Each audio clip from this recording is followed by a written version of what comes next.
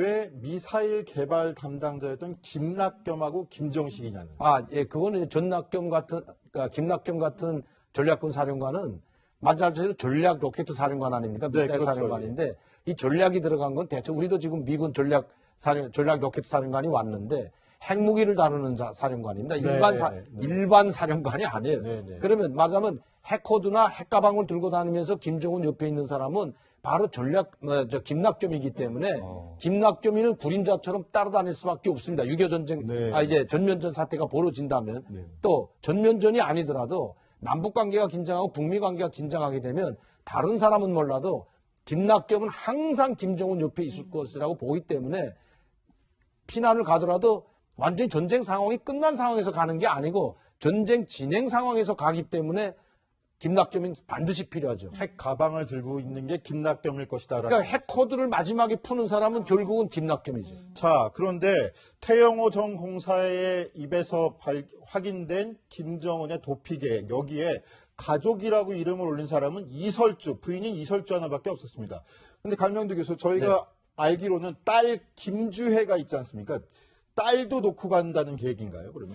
제가 봐서는 이게 언제 말의 시점인가 그게 문제가 되는데 네. 올 때 시점에 사실 이제 해외에 나와 있는 사람들은 외교관이지만 김정은 일가에서 잘 모를 수가 있어요. 김주혜가 있는지 없는지 잘 모를 수가 네. 있기 때문에 또 몰라서 말 안 했을 수도 있고 알아도 말하지 않았다면 김주혜는 뭐 김정은이하고 이설주가 가게 되면 자연히 따라가는데 뭐 애기 아닙니까? 1살짜리 애기를 그때 당시는 1살, 2살밖에 안 됐는데 뭐 애기도 데리고 간다. 뭐 이런 발표는 안 하더라도 이게 하나의 가설일 수가 있고요. 가정해 볼 수 있고 네. 두 번째는 다 가게 되면 온 가족이 도망치는 걸로 됩니다. 물론 비밀리에 몰래 가고 일반 주민들은 모른다 하더라도 고위층은 다 알게 돼 있거든요. 네. 그럼 불안해하거든요. 네. 그러나 딸이라도 두게 되면 잠시 뭐 중국에 가가지고 뭐 중국의 협조를 구하기 위해서 전쟁 협조를 구하기 위해서 이제 중국에 가는 것처럼 위장하고 갈 수 있기 때문에 항상 김정은이나 이설주가 어디 갈 때 주위를 안 데리고 다니잖아요. 네. 그렇잖아요. 실제 뭐 가정 보호가 있고 집에서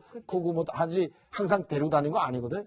그러면 외국에 갈 때 뭐 주위를 데리고 간다 하면 이건 도망친 거로 보일 수밖에 없기 때문에 주위를 뭐 그렇다고 버린다는 개념보다 더 뒀다가 천천히 아마 위급 상황일 땐 데려가겠죠. 그렇군요. 강병기 기자. 네. 그런데 이번 김정은 비밀 도피 계획에 언급된 탈출 수단으로 참매 1호가 언급이 됐어요. 바로 네. 김정은의 전용기라는데 네. 이 비행기 어떤 비행기입니까? 뭐 현재 뭐 4대 전용기 4대를 가지고 있다 뭐 이런 소식도 알려지고 있는데요. 일단 전용기가 좀 많이 화제가 됐었습니다. 2016년 2월이죠. 광명성호 발사달에 참매 1호를 타고 이동하는 모습이 공개되기도 했었는데요. 지금 화면에 보는 이 장면입니다. 김정은이 직접 이렇게 타고 다니는 모습이 공개가 됐었는데 이 내부도 사실 많이 공개가 됐습니다. 내부에는 이제 참모진과 같이 이야기하는 사진들도 좀 공개가 됐고요. 보면은 뭐 애플사에서 만든 이 노트북을 좀 직접 쓰는 그런 화면이 공개가 되면서 김정은이 애플을 좀 사랑하는구나 이런 소식도 많이 들렸고요. 지금 보시는 것처럼 이게 전용기 내부인데 이렇게 애플 노트북을 앞에 놓고 있는 모습이 보이죠? 자유롭게 대화하는 모습. 한눈에 보더라도 상당한 여유 공간이 있는 것으로 보입니다. 그러니까 작은 규모는 아닌 것 같고요.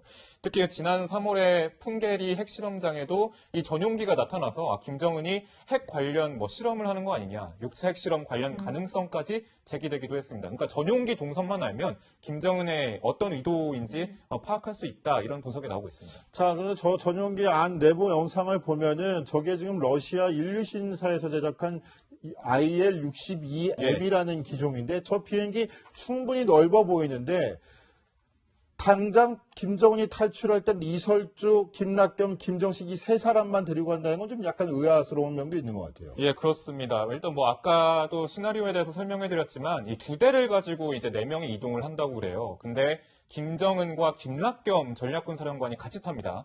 김낙겸 아까 강명도 교수도 말씀하셨지만 김낙겸 하면은 이제 핵 코드를 알고 있는 사람으로 알려져 있는데 그만큼 이 핵무기를 최대한 자신과 24시간 가까이 하겠다, 뭐 전시에 가까이 두겠다 이런 의도로 보이는데요. 일단은 이 여객기를 같이 탈 것으로 보이는데 전용기를 같이 탈 것으로 보이는데 전용기가 1974년에 만들어진 전용기입니다. 그래서 상당히 좀 노후된 거 아니냐라고 이제 얘기가 나오지만 실제로 보면은 모스크바까지 한 번에 쉬지 않고 비행이 가능하다. 그만큼 연료를 많이 채워 넣을 수 있다. 대형 전용기다 이런 사실을 알 수가 있고요. 2014년에 인천 아시아 경기 대회에 황병서가 갑자기 이제 같이 방문하지 않았습니까? 그렇죠. 촬영에 예, 촬영에 황병서, 김양건 김양건까지, 같이 예. 세 명이서 방문을 했었고 이제 관련 직원들도 같이 왔었는데 그러니까 사실 김정은과 뭐 김락겸 이 두 사람만 탈 수 있는 비행기는 아니라는 겁니다. 그러니까 충분한 여유 공간이 있고 어느 정도 큰 규모의 그런 여객기라는 점을 알 수 있습니다. 자, 저 참매 1호 말고 비행기 말고 또 고급 요트도 또 도피선으로 거론된다면서요? 예, 그렇습니다. 뭐 호화 요트로 좀 알려진 그런 요트를 좀 이용하는 거 아니냐 이런 얘기가 나오는데 이것도 영국 언론이 하나의 도피 수단으로 좀 얘기가 나오고 있습니다. 지금 이제 화면에 얼핏 보이는 이 요트인데요. 이게 얼마냐면요. 한 78억 원 정도 됩니다. 하나로. 상당히 비싼 값인데 내부에는 이렇게 회의 시설도 있고 이렇게 직접 움직일 수가 있습니다. 이 김정은 현재는 지금 원산항에 지금 정착돼 있다, 정박돼 있다 이렇게 알려져 있는데 김정은의 또 다른 탈출 수단 아니냐 이렇게 전망이 또 나오고 있습니다. 자, 저 요트 생각해보면 그 김정은의 친구죠. 데니스 로드맨 미국 그 NBA 악동 농구 선수가 가가지고 저 요트도 보고 같이 호화 생활도 즐기고 왔었다 이렇게 증언도 하고 그러지 않았었습니까? 예, 예. 자, 그런데 강명두 교수 만약에 아까 언급하셨지만 김정은이 유사시의 핵심 참모 그리고 가족만 데리고 탈출했다. 그럼 이건 북한의 수뇌부들은 어느 정도 다 알 텐데 다 알고 그런 김정은을 위해서 목숨 바쳐 싸울 사람이 있을까요? 아마 제가 봐서는 도망친다는 개념보다도 작전 지휘를 위해서 최고사령관이 살아야 이제 작전을 지휘할 수 있고 하나로 뭉치는 신 같은 존재 아닙니까? 네. 신이 죽었다면 포기해버리는 거죠. 그렇기 때문에 이 사람은 살아야 된다는 어떤 개념은 다 가지고 있을 겁니다. 무조건 살아야 된다는, 살려야 된다는 개념은 가지고 있기 때문에 일반 주민이나 병사들까지 알려만 앉으면 전쟁은 끝까지 하죠. 그리고 알리지 않을 것 같아요. 그러니까 비행기 타고 도망치든 뭘 타고 도망치든 김낙겸 하나 데리고 간다는 거 아니겠습니까? 거기 많은 사람들 데리고 가면 거기 있는 많은 사람들이 수뇌부가 다 도망치는 걸로 되기 때문에 그러니까 상당히 혼란이 오는 거죠. 그러니까 이제 김낙겸이나 딱 한두 명만 데리고 이제 간다는 건데 거기 아까 김종식이라는 군수 담당 공업부장 네, 데리고 그렇죠. 간다고 나왔는데 상당히 일리 있는 이야기입니다. 왜냐하면 북한은 전시가 되면 전시에는 모든 공장기업소가 다 전시 체제로 변하고요. 군수 공장이 다 산 밑에 이 터널, 그러니까 갱도화돼 있지 않습니까? 그래서 생산을 해야 되기 때문에 군수 물품 생산 지휘 라인이 바로 김종식입니다. 네. 그러니까 이런 약간 치밀하게 좀 준비하느라고 한 것 같다. 다른 사람 다 고두절미하고 딱 필요한 두 사람만 데리고 가는 거는 마지막까지 전쟁을 한번 해보겠다는 그런 의도가 아닌가 이렇게 볼 수 있는 겁니다. 자, 그런데 이 계획이 미국이 참수작전을 실행하거나 유사시라는 전제 조건이 달린 탈출 계획인데 탈출 지역이 중국이에요. 과연 중국에서 김정은을 받아줄 가능성이 있을까요? 저는 두 가지로 받아줄 가능성이 있다고 보는데 하나는 뭐냐면 먼저 공격하지 않았을 때 북한이 공격하지 않고 지금 선제 공격이나 참수작전이 작년도부터 나오는 이야기거든요. 네. 작년 지금 8월부터 이야기가 나오지 않습니까? 그리고 9월에 5차 핵실험 한다면 완전히 참수작전 선제 공격 훈련까지 하고 있다고 막 보도가 되지 않았습니까? 그렇기 때문에 만약 경우 미국이 참수작전 하든지 선제 공격을 하든지 예방 전쟁을 해서 전쟁이 전면전으로 확장됐을 때 책임을 누구에게 했냐 이게 문제죠. 그러면 미국에게 있다고 보여지면 중국은 받아줍니다. 저는 그건 뭐 공식적으로라도 받아줄 것 같아요. 왜? 중국도 그렇게 발표를 했고요. 그러나 북한이 먼저 공격을 해서 과물 포위 공격한다든지 이런 공격을 해서 자기를 국익을 보호하고 국가와 국민을 보호하기 위해서 미국이 공격을 한다면 거기에 맞춰서 공격을 한다면 맞받아 공격하는 거죠. 네네. 그렇게 된다면 중국이 개입할 여지가 상당히 없기 때문에 그때는 중국뿐만 아니고 김정은이 숨을 것은 저는 없다고 봅니다. 네, 알겠습니다. 자, 그런데 이런 정보의 제공자 앞서 말씀드렸지만 태영호 전 북한 대사관 공사였습니다.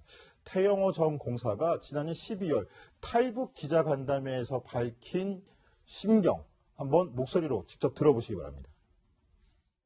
저는 몇 달 전까지만 해도 김정은 정권을 위해 활약해온 전 영국 주재 북한 대사관 공사 태영호입니다. 3만 명 탈북민의 김정은 타도 외침이 임진각 망배단에서 울려 퍼질 때 통일의 아침은 반드시 밝아올 것입니다. 통일된 대한민국 만세!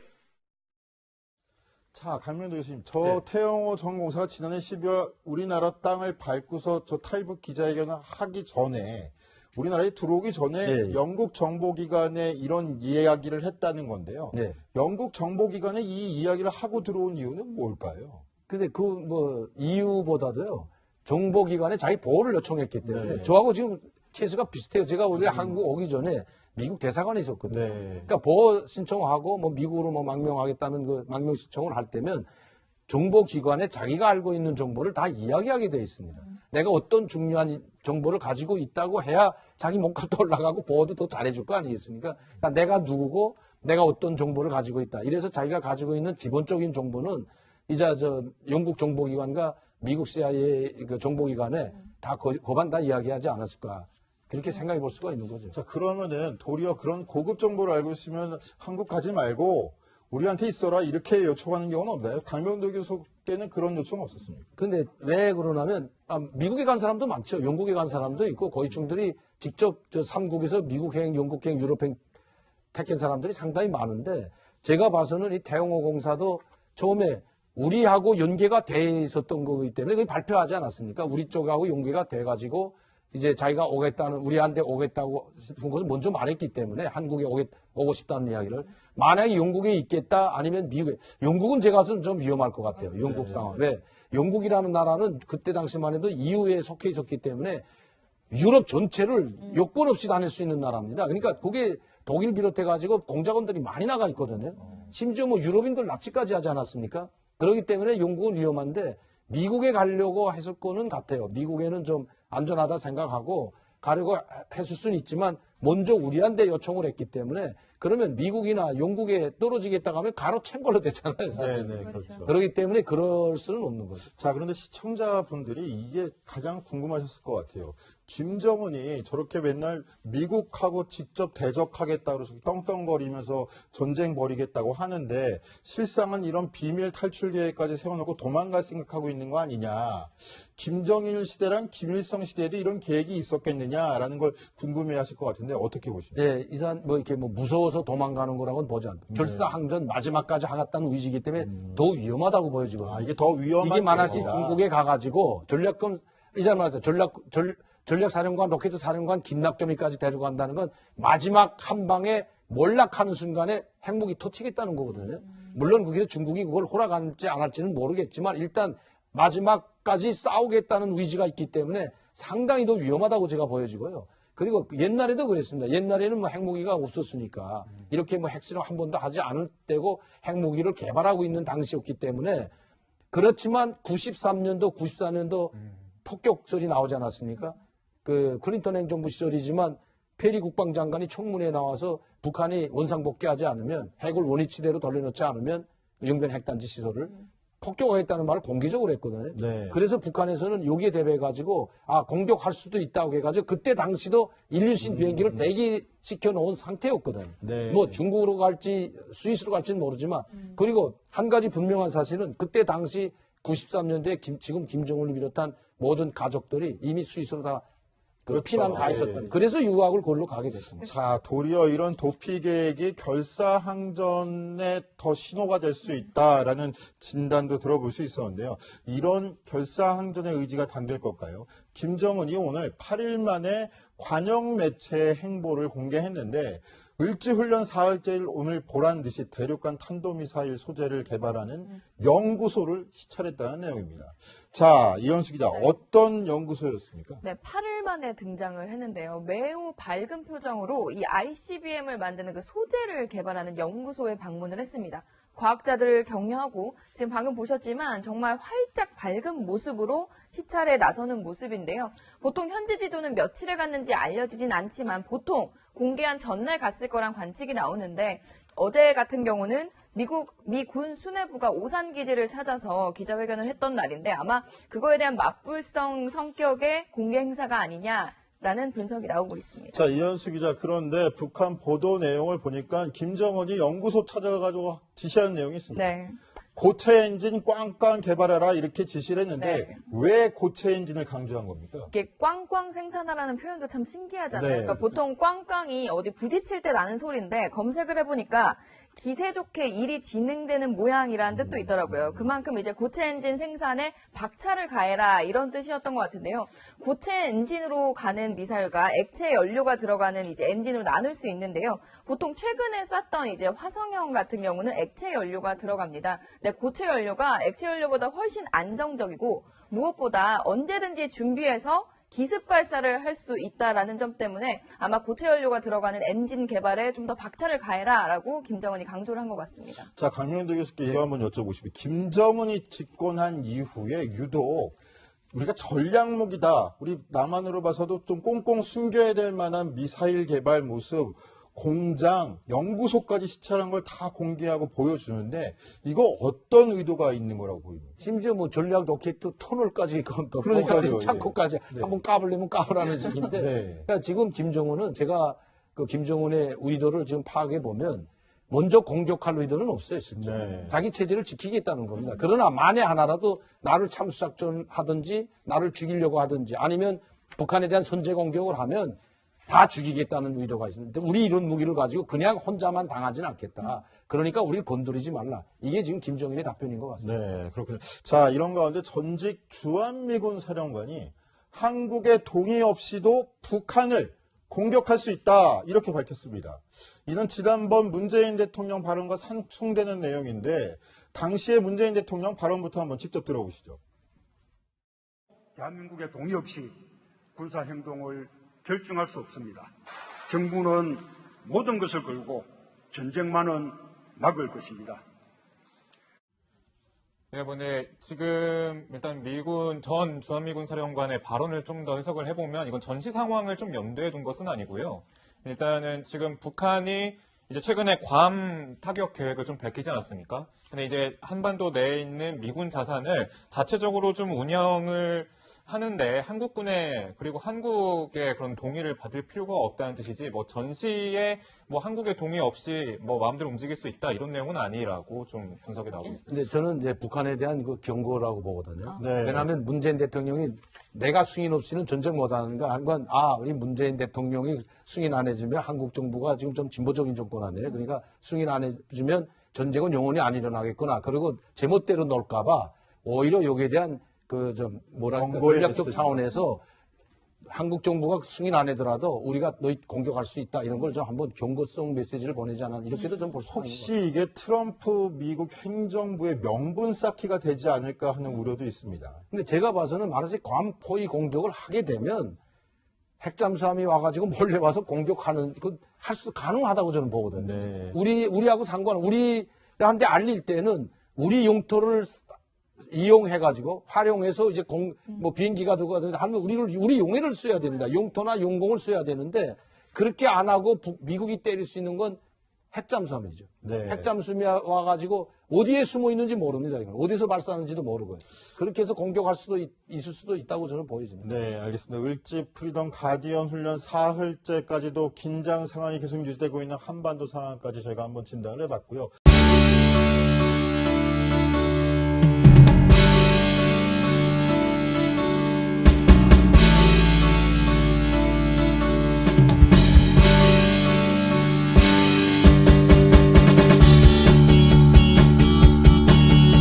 떵떵거리면서 전쟁 벌이겠다고 하는데 실상은 이런 비밀 탈출 계획까지 세워놓고 도망갈 생각하고 있는 거 아니냐.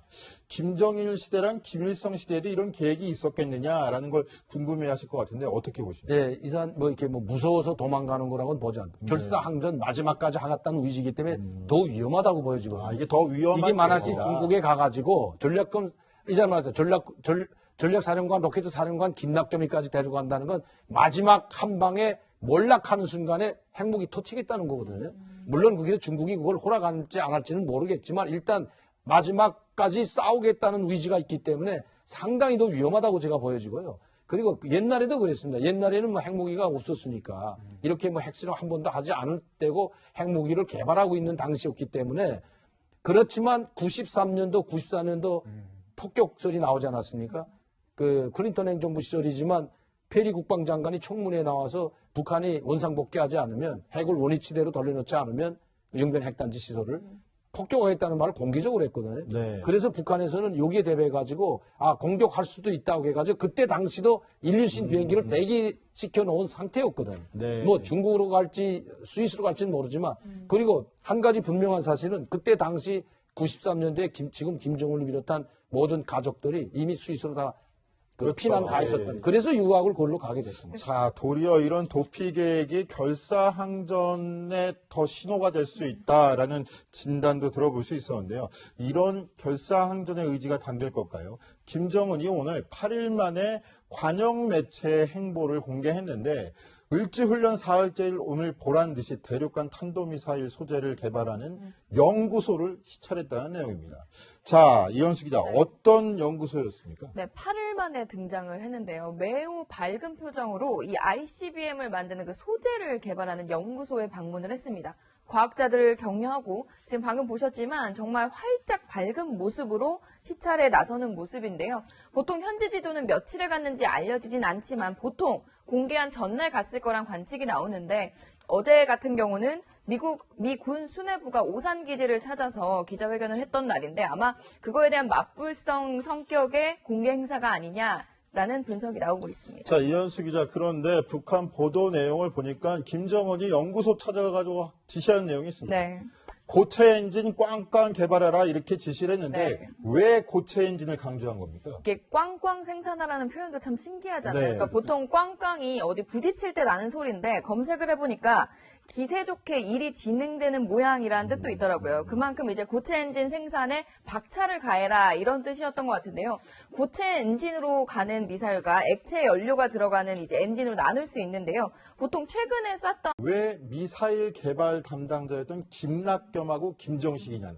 예, 그거는 이제 김낙겸 같은 전략군 사령관은 마찬가지로 전략 로켓 사령관 아닙니까? 네, 미사일 그렇죠. 사령관인데 이 전략이 들어간 건 대체 우리도 지금 미군 전략 로켓 사령관이 왔는데 핵무기를 다루는 사령관입니다. 일반 사령관이 아니에요. 네, 네. 그러면 말하자면 핵코드나 핵가방을 들고 다니면서 김정은 옆에 있는 사람은 바로 김낙겸이기 때문에 김낙겸이는 구림자처럼 따라다닐 수밖에 없습니다. 6.25 전쟁, 네. 이제 전면전 사태가 벌어진다면 네. 또 전면전이 아니더라도 남북 관계가 긴장하고 북미 관계가 긴장하게 되면 다른 사람은 몰라도 김낙겸은 항상 김정은 옆에 있을 것이라고 보기 때문에 피난을 가더라도 완전히 전쟁 상황이 끝난 상황에서 가는 게 아니고 전쟁 진행 상황에서 가기 때문에 김낙겸이 반드시 필요하죠. 핵 가방을 들고 있는 게 김낙겸일 것이다. 그러니까 핵 코드를 마지막에 푸는 사람은 결국은 김낙겸이죠. 자, 그런데 태영호 전 공사의 입에서 확인된 김정은의 도피 계획, 여기에 가족이라고 이름을 올린 사람은 이설주, 부인인 이설주 하나밖에 없었습니다. 근데 갈명도 교수, 저희가 알기로는 딸 김주혜가 있지 않습니까? 딸도 놓고 간다는 계획인가요, 그러면?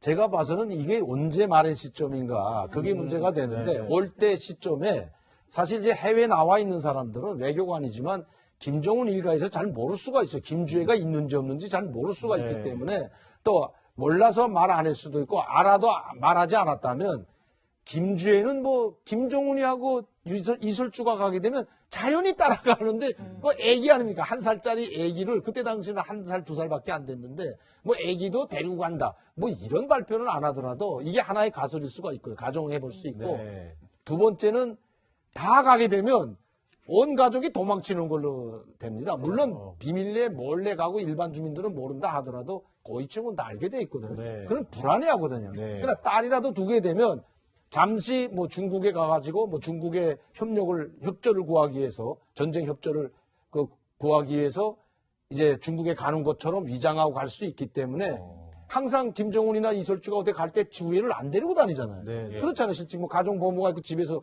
크고 뭐 하지 항상 데리고 다니는 거 아니거든. 그러면 외국에 갈 때 뭐 주위를 데리고 간다 하면 이건 도망친 거로 보일 수밖에 없기 때문에 주위를 뭐 그렇다고 버린다는 개념보다 더 뒀다가 천천히 아마 위급 상황일 땐 데리고 가겠죠. 아, 그렇군요. 강병기 기자. 네. 그런데 이번 김정은 비밀 도피 계획에 언급된 탈출 수단으로 참매 1호가 언급이 됐어요. 바로 네. 김정은의 전용기라는데 네. 이 비행기 어떤 비행기입니까? 뭐 현재 뭐 4대 전용기 4대를 가지고 있다 뭐 이런 소식도 알려지고 있는데요. 일단 전용기가 좀 많이 화제가 됐었습니다. 2016년 2월이죠. 광명성호 발사 날에 맞받아 공격하는 거죠. 네네. 그렇게 된다면 중국이 개입할 여지가 상당히 없기 때문에 그때는 중국뿐만 아니고 김정은이 숨을 것은 저는 없다고 봅니다. 네, 알겠습니다. 자, 그런데 이런 정보의 제공자, 앞서 말씀드렸지만 태영호 전 북한 대사관 공사였습니다.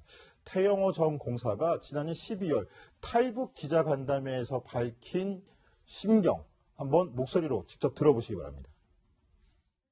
저는 몇 달 전까지만 해도 김정은 정권을 위해 활약해온 전 영국 주재 북한 대사관 공사 태영호입니다. 3만 명 탈북민의 김정은 타도 외침이 임진각 망배단에서 울려 퍼질 때 통일의 아침은 반드시 밝아올 것입니다.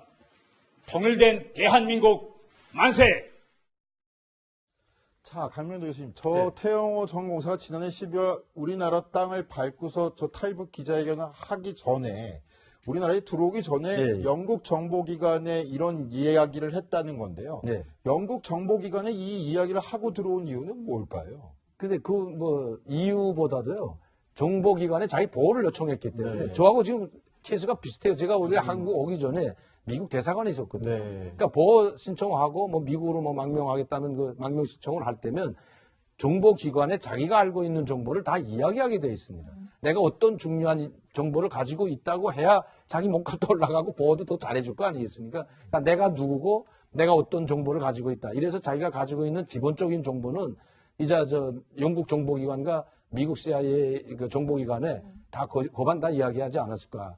그렇게 생각해 볼 수가 있는 거죠. 자, 그러면은 도리어 그런 고급 정보를 알고 있으면 한국 가지 말고 우리한테 있어라 이렇게 요청하는 경우는 없나요? 강명도 교수께는 그런 요청 없었습니까? 근데 왜 그러냐면 미국에 간 사람도 많죠. 영국에 간 사람도 있고 고위층들이 직접 저 3국에서 미국행, 영국행, 유럽행 택한 사람들이 상당히 많은데 제가 봐서는 이 태영호 공사도 처음에 우리하고 연계가 돼 있었던 거기 때문에 거의 발표하지 않았습니까? 우리 쪽하고 연계가 돼가지고 이제 자기가 우리한테 오겠다고 싶은 것을 먼저 말했기 때문에 한국에 오고 싶다는 이야기를 만약에 영국에 있겠다 아니면 미국에 영국은 제가 봐서는 좀 위험할 것 같아요. 영국 상황. 왜?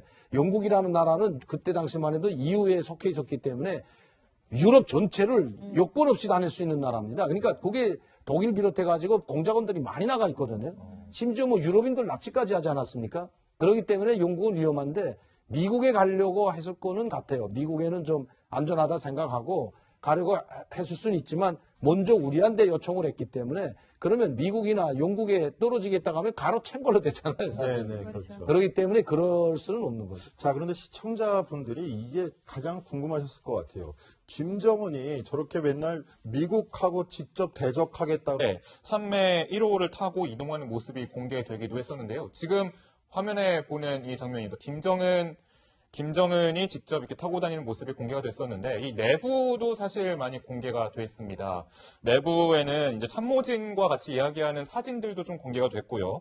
보면은 애플사에서 만든 이 노트북을 좀 직접 쓰는 그런 화면이 공개가 되면서 김정은이 애플을 좀 사랑하는구나 이런 소식도 많이 들렸고요. 지금 보시는 것처럼 이게 전용기 내부인데 이렇게 애플 노트북을 앞에 놓고 있는 모습이 보이죠? 자유롭게 대화하는 모습. 한눈에 보더라도 상당한 여유 공간이 있는 것으로 보입니다. 그러니까 작은 규모는 아닌 것 같고요.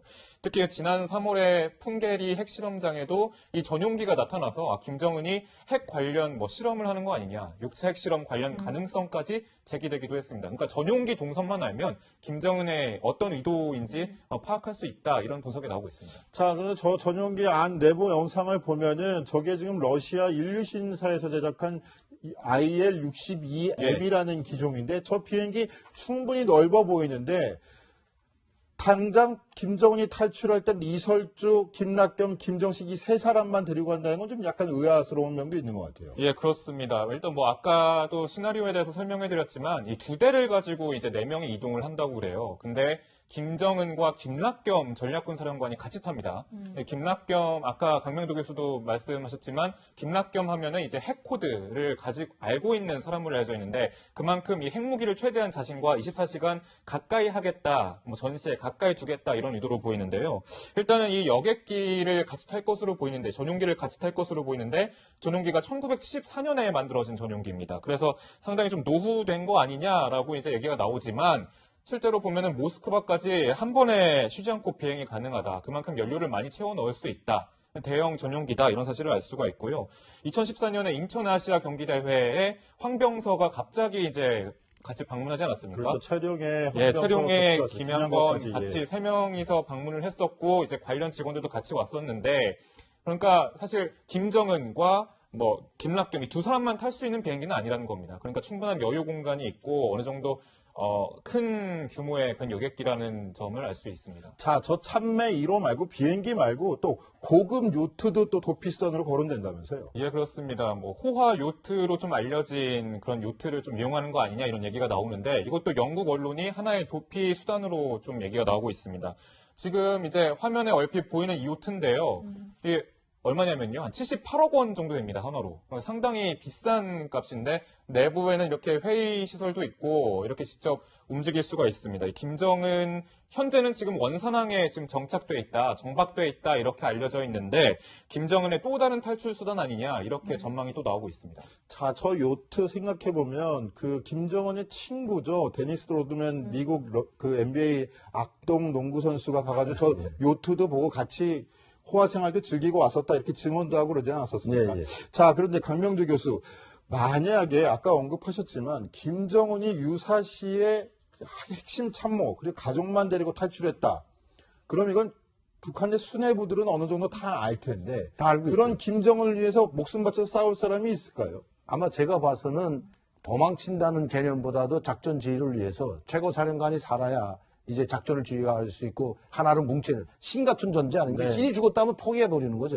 그렇기 때문에 이 사람은 살아야 된다는 어떤 개념은 다 가지고 있을 겁니다. 무조건 살아야 된다는, 살려야 된다는 개념은 가지고 있기 때문에 일반 주민이나 병사들까지 알려만 앉으면 전쟁은 끝까지 하죠. 그리고 알리지 않을 것 같아요. 그러니까 비행기 타고 도망치든 뭘 타고 도망치든 김낙겸 하나 데리고 간다는 거 아니겠습니까? 거기 많은 사람들 데리고 가면 거기 있는 많은 사람들이 수뇌부가 다 도망치는 걸로 되기 때문에 그러니까 상당히 혼란이 오는 거죠. 그러니까 이제 김낙겸이나 딱 한두 명만 데리고 이제 간다는 건데 거기 아까 김종식이라는 군수 담당 공업부장 네, 데리고 그렇죠. 간다고 나왔는데 상당히 일리 있는 이야기입니다. 왜냐하면 북한은 전시가 되면 전시에는 모든 공장기업소가 다 전시 체제로 변하고요. 군수 공장이 다 산 밑에 이 터널, 그러니까 갱도화돼 있지 않습니까? 그래서 생산을 해야 되기 때문에 군수 물품 생산 지휘 라인이 바로 김정식입니다. 네. 그러니까 이런 약간 치밀하게 좀 준비하느라고 한 것 같다. 다른 사람 다 고두절미하고 딱 필요한 두 사람만 데리고 가는 거는 마지막까지 전쟁을 한번 해보겠다는 그런 의도가 아닌가 이렇게 볼 수 있는 겁니다. 자, 그런데 이 계획이 미국이 참수작전을 실행하거나 유사시라는 전제 조건이 달린 탈출 계획인데 탈출 지역이 중국이에요. 과연 중국에서 김정은을 받아줄 가능성이 있을까요?